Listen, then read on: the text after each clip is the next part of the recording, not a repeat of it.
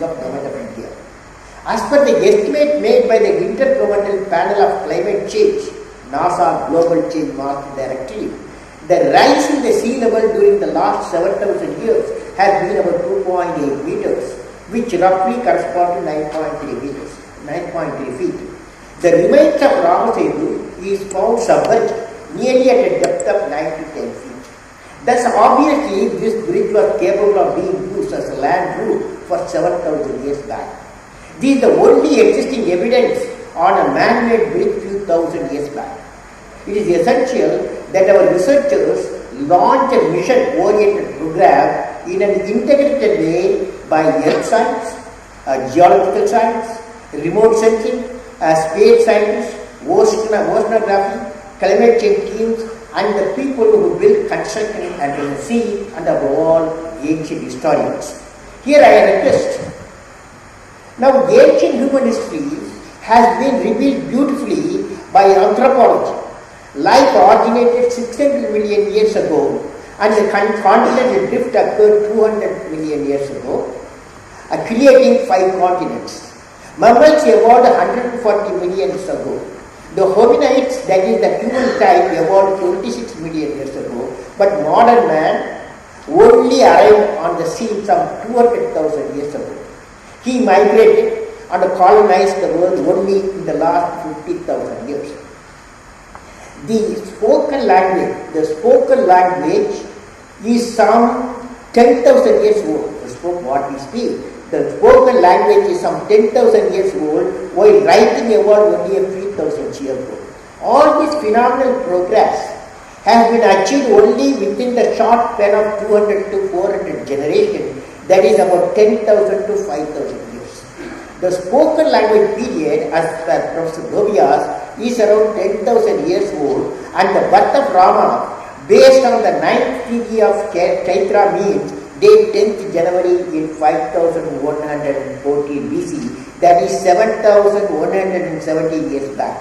We need to establish the relationship between the birth of spoken language and the evolution of Valmiki Ramayana. The dating studies have found that the farmers in the Vedic period used natural manures for their agriculture.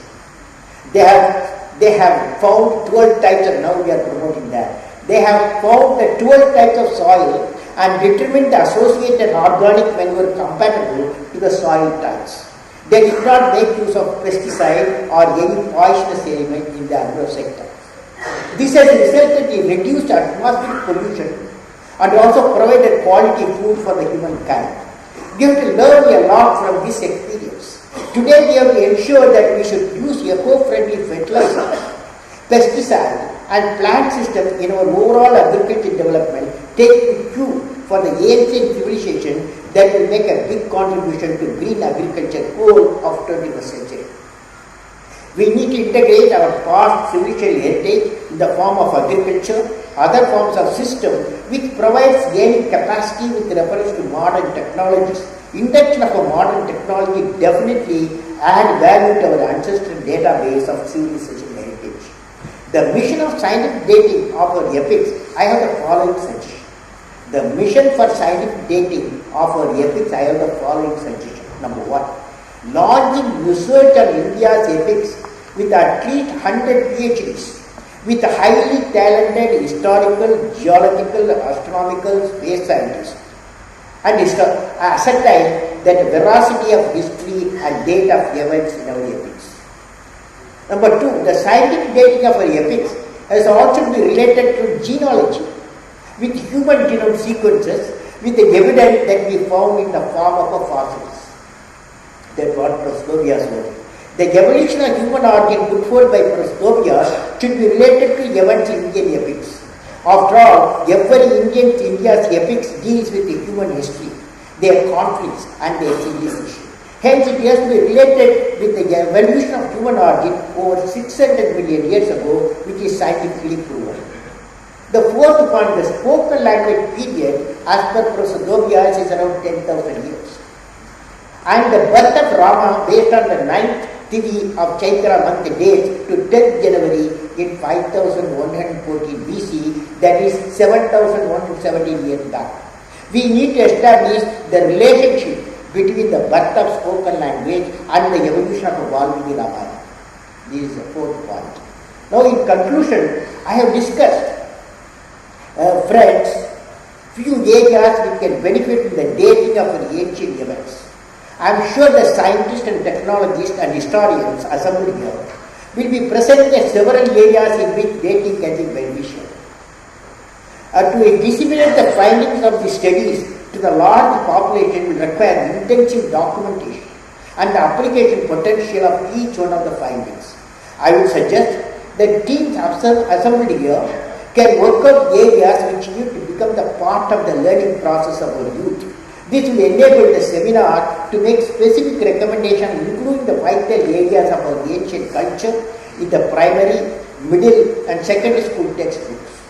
In addition, the seminar should attempt networking of people and ideas belonging to different specialties like agroscientists, doctors, engineers, archaeologists, geologists and environmental experts, so that the benefits of the lesson arising from the earlier civilization and their lifestyle make a change toward thinking and lead towards the development of an eco-friendly human habitat.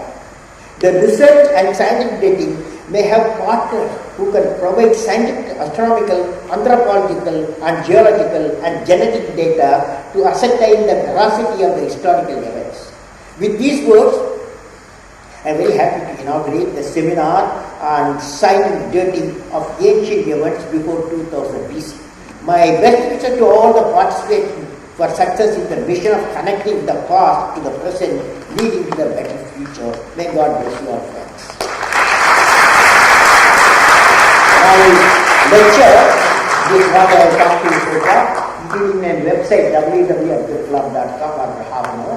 If you have any question, you can send me apg@abdulkalam.com.